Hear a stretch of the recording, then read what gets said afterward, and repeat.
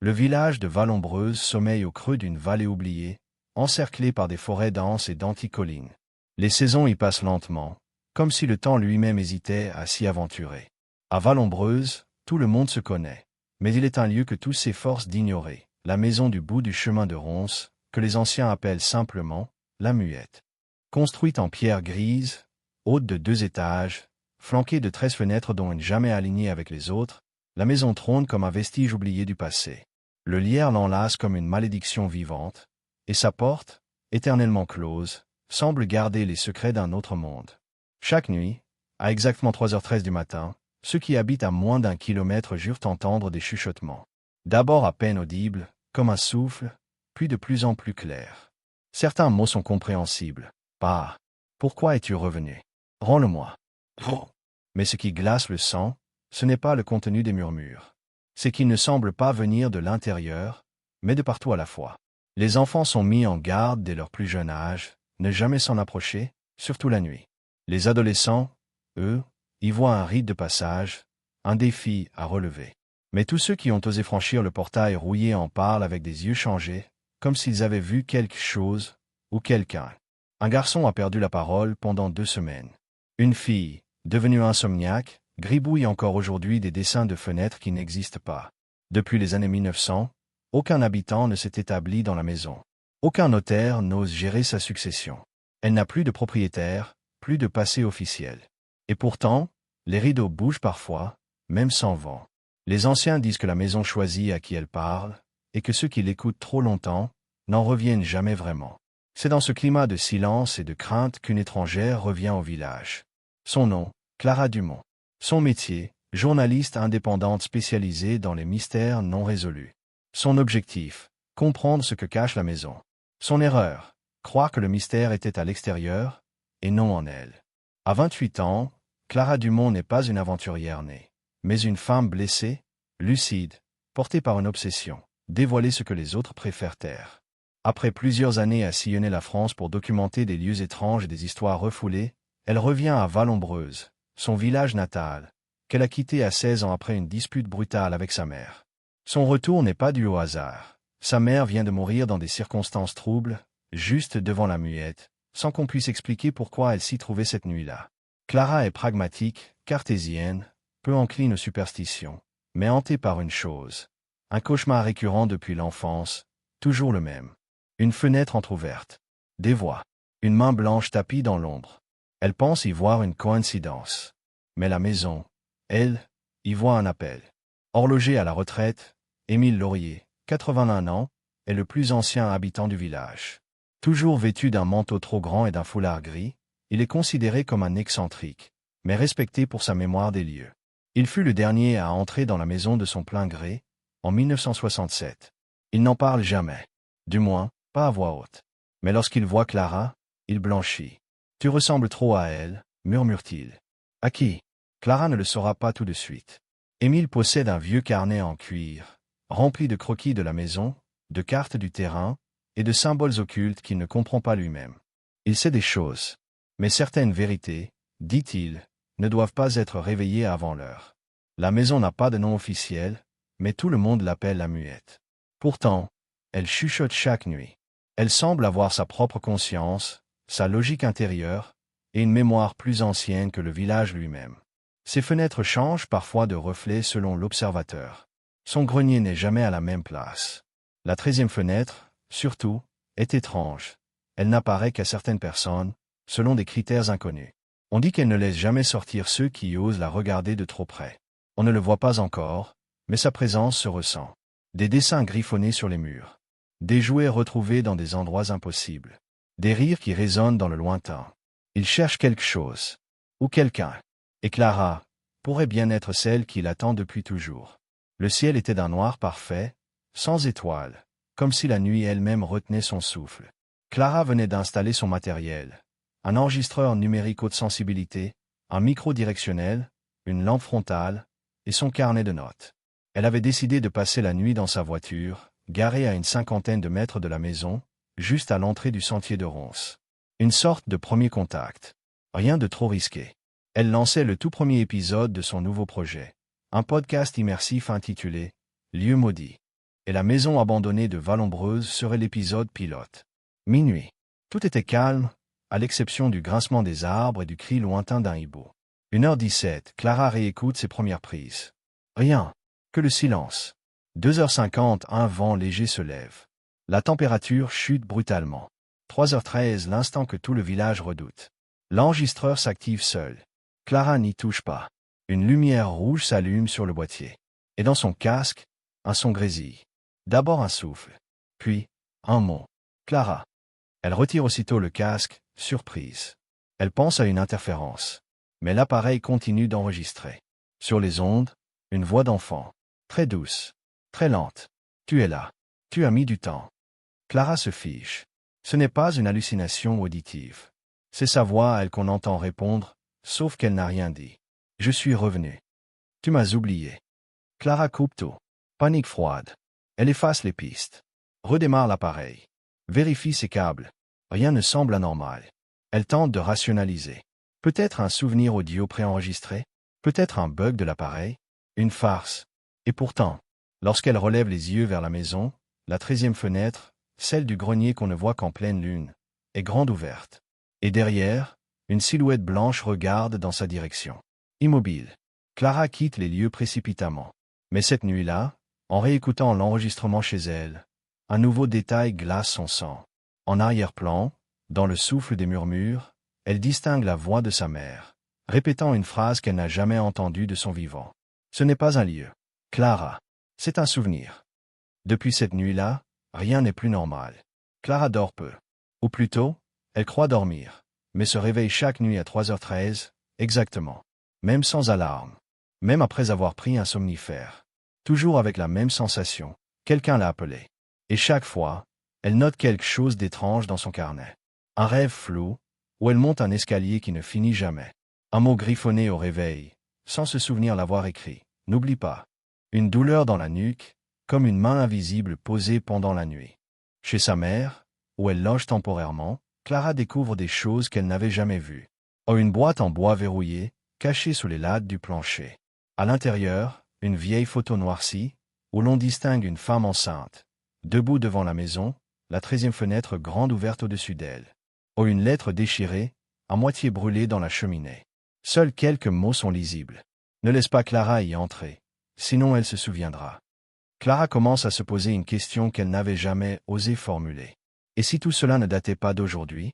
Et si elle avait déjà été liée à cette maison, bien avant sa naissance? Poussée par l'instinct, elle fouille le grenier de sa mère. Elle y trouve une ancienne caméra VHS, poussiéreuse, avec une cassette à l'intérieur, datée de 1997. Clara avait à peine 2 ans. Elle l'emporte chez Émile, le seul à posséder encore un lecteur fonctionnel.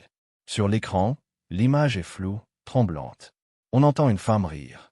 Puis soudain, la caméra se fige sur la maison abandonnée. La voix tremble. Elle a encore ouvert la fenêtre. Elle nous regarde. Puis, un cri. Brutal. Sourd. Et la vidéo s'arrête. Clara est livide. Émile baisse la tête. Je t'avais dit de ne pas chercher. Maintenant que tu as vu, elle ne te lâchera plus. La tension monte. Clara commence à perdre le sens du temps. Elle entre dans une pièce, en ressort 3 heures plus tard sans souvenir. Des passants disent l'avoir vue près de la maison, en pleine nuit, mais elle ne s'en souvient pas. Elle découvre sur son dictaphone des enregistrements qu'elle n'a jamais faits. Toujours les mêmes voix. Toujours ce nom qui revient. Adélaïde. Mais Clara ne connaît aucune Adélaïde. Pressé par les événements, Émile finit par lui raconter ce qu'il a toujours tu. Il y a plus de 60 ans, une jeune fille nommée Adélaïde Dumont, fille-mère rejetée par le village, s'est installée dans la maison. Elle y a accouché seule, mais l'enfant n'a jamais été retrouvé. On dit qu'elle est devenue folle. On dit aussi qu'elle n'est jamais vraiment partie. Clara est sous le choc. Adélaïde portait le même nom de famille qu'elle. Et les dates, coïncidant avec la naissance de sa mère. Tu comprends maintenant, dit Émile, la voix tremblante. Tu n'enquêtes pas sur un mystère. Tu es né dedans. Les nuits passent, et Clara ne lutte plus contre les voix. Elle les attend. Elle cesse ses enregistrements publics, délaisse son podcast. Elle ne répond plus aux appels. Ne mange presque plus. Son visage s'émacie, ses yeux s'enfoncent. Dans son carnet, les mots ne sont plus organisés. Ce sont des phrases hachées, des noms inconnus, des dessins d'escalier et de mains tendues. Chaque nuit à 3h13, elle est au seuil du portail rouillé, en robe de nuit, sans savoir comment elle y est arrivée. La maison l'attire. Mieux, elle l'accueille. Et un soir, Clara ouvre le portail. La poignée de la porte d'entrée, que tout le monde dit bloquée depuis 40 ans, cède sans résistance. L'intérieur est figé dans le temps, comme si quelqu'un venait d'en sortir. Pas une trace de poussière. Des fleurs fanées sur la table. Un landau ancien dans le salon. Une tasse de thé sur une assiette fêlée. Et ce silence. Non, pas un silence. Une attente. Enfin, tu es rentré. Clara sursaute. La voix vient de l'étage. D'en haut. Elle monte. Les marches grincent comme un soupir. À chaque pas, Clara ressent une pression sur sa poitrine, comme si la maison se refermait derrière elle. Le grenier. Cette pièce visible uniquement à ceux que la maison reconnaît. Elle pousse la porte. Et là, des dizaines de portraits d'elle. Enfants, adultes, dormant, marchant, observés. Photographies impossibles. Et au centre, un berceau vide, avec un nom brodé dessus. Adélaïde. Clara chancelle. Elle comprend enfin. Elle n'a pas été appelée ici par hasard. Elle est née ici. Pas dans l'hôpital que sa mère lui avait décrit. Pas dans les conditions normales. Elle est la descendante de la maison. Ou peut-être, quelque chose d'encore plus profond. Une voix douce résonne à nouveau. Tu ne fais pas que revenir, Clara. Tu reviens à toi. Clara tente de fuir. Mais en redescendant, elle découvre que le papier peint saigne par endroits. Elle entend des pas au plafond. Et surtout, elle comprend qu'elle n'est plus seule. L'enfant sans nom est là. Elle l'entend rire, pleurer, courir, parler. Elle ouvre une porte et se retrouve dans sa propre chambre d'enfant, telle qu'elle a connue à 5 ans. Même jouet, même lumière. Mais dans le miroir, elle n'est pas seule. Une silhouette la regarde depuis l'autre côté. Une femme. Même visage que Clara, mais plus âgée. Je suis toi, si tu restes. Clara hurle. S'évanouit. Le lendemain matin, Émile la retrouve inconsciente sur le seuil de la maison, dans la même posture que celle de sa mère, des années plus tôt. Clara ne se souvient de rien. Mais elle porte au poignet un bracelet ancien, en tissu, brodé du mot « Souviens-toi ». Clara, depuis l'évanouissement, est comme déverrouillée. Des souvenirs refoulés remontent en vagues. Des morceaux flous de son enfance. Des comptines murmurées par une voix qu'elle croyait disparue. Des cauchemars récurrents, qui n'étaient pas des cauchemars, mais des fragments de vie vécus ici, dans cette maison. Elle se souvient maintenant de la tapisserie en losange du couloir, de la chaleur du grenier l'été, et d'une femme aux longs cheveux bruns qui lui chantait, le soir, une mélodie que personne d'autre ne connaît. Émile, bouleversé par l'état de Clara, décide de lui remettre un objet qu'il garde depuis 27 ans, une lettre complète, écrite par sa mère biologique avant sa disparition. Elle y avoue tout. Clara, si tu lis ceci, c'est que la maison t'a retrouvée. J'ai voulu te protéger, t'éloigner, t'arracher à son emprise. Mais tu es né là-bas. Ce lieu t'a choisi, comme il m'avait choisi, moi, bien avant que je ne comprenne ce qu'elle était. Tu es la dernière d'une lignée oubliée. Une mémoire vivante. Une clé. Ce que la maison veut, elle finit toujours par l'obtenir. Mais souviens-toi, ma fille, elle ne peut rien contre toi, si tu te souviens qui tu es. Clara retourne une dernière fois dans la bâtisse. Cette fois, elle ne fuit plus. Elle avance. Dans la bibliothèque scellée au fond du couloir, elle découvre un livre ancien, sans auteur. Il s'ouvre tout seul à une page centrale, un arbre généalogique. Le sien, à la racine, Adélaïde Dumont. Plus haut, des noms barrés, effacés, oubliés. En haut, Clara, encerclée d'une encre rouge. Ce n'est pas un livre d'histoire. C'est un contrat. Une malédiction. Le rôle de Clara n'a jamais été d'enquêter. Son rôle était de remplacer. Chaque génération, la maison réclame un gardien de la mémoire. Une âme qui conserve ses secrets. Une âme qui n'en sort jamais. Clara tente de brûler le livre. Impossible. Il résiste aux flammes. Elle hurle, déchire les pages, fuit dans le couloir. Mais lorsqu'elle ouvre la porte d'entrée, elle donne sur le grenier. Clara comprend avec horreur. Elle est déjà enfermée. Depuis qu'elle a pénétré seule dans la maison, le temps s'est inversé. Elle ne vit plus dans le présent. Elle vit dans la mémoire de la maison, piégée dans une boucle, comme les autres avant elle. Dehors, les gens continuent à vivre. Mais Clara n'est plus là. Quelques jours plus tard, Émile reçoit par la poste un colis sans expéditeur. À l'intérieur, le dictaphone de Clara. Un seul enregistrement, daté du lendemain de sa disparition. Une voix calme, posée. La sienne. Ici Clara Dumont, épisode final de Lieu maudit. Aujourd'hui, je ne vous parle pas d'un lieu oublié. Aujourd'hui, je vous parle de moi.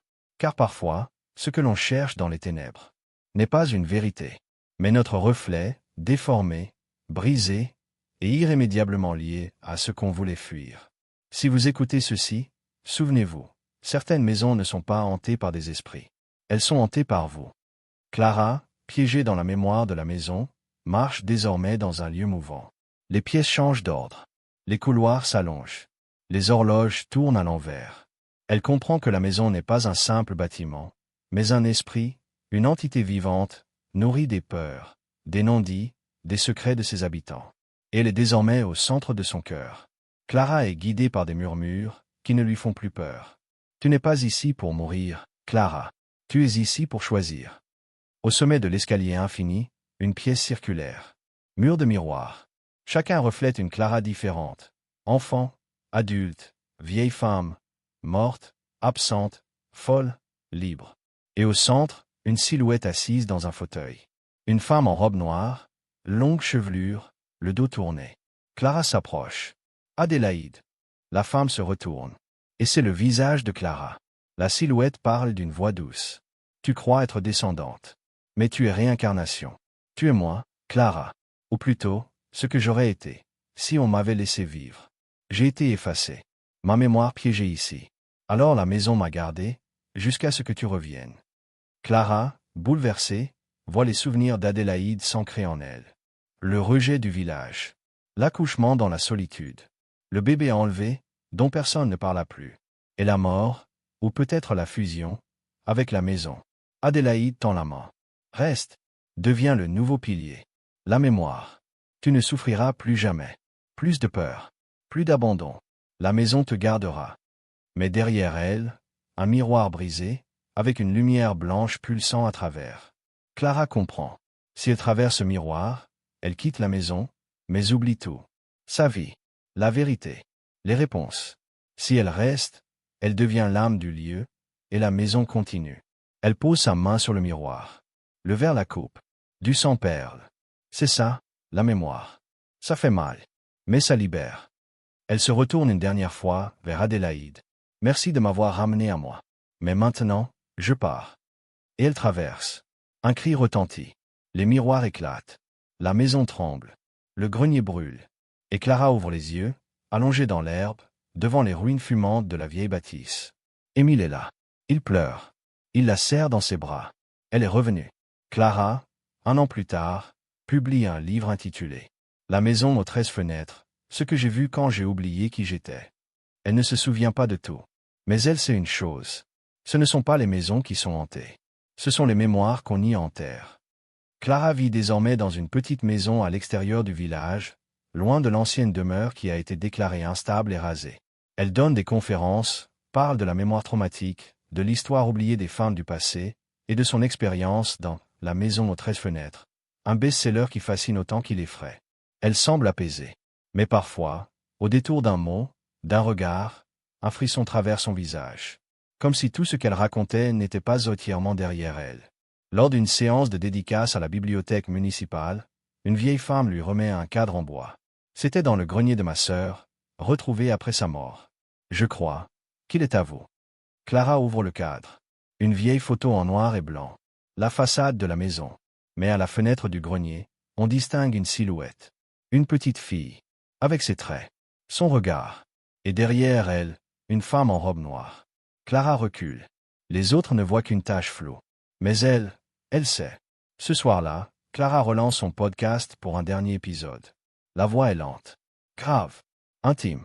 On pense qu'on quitte les lieux hantés. Mais parfois, ce sont eux qui nous suivent. Merci de m'avoir écouté. Merci de ne pas m'avoir oublié. Un silence. Puis, dans les dernières secondes de l'enregistrement, un chuchotement. Une voix d'enfant, très faible. On recommence. Le vent souffle sur l'ancien terrain vague, là où la maison fut. Et certains disent que, les nuits de pleine lune, on entend encore des pas dans l'herbe. Ou bien, des chuchotements.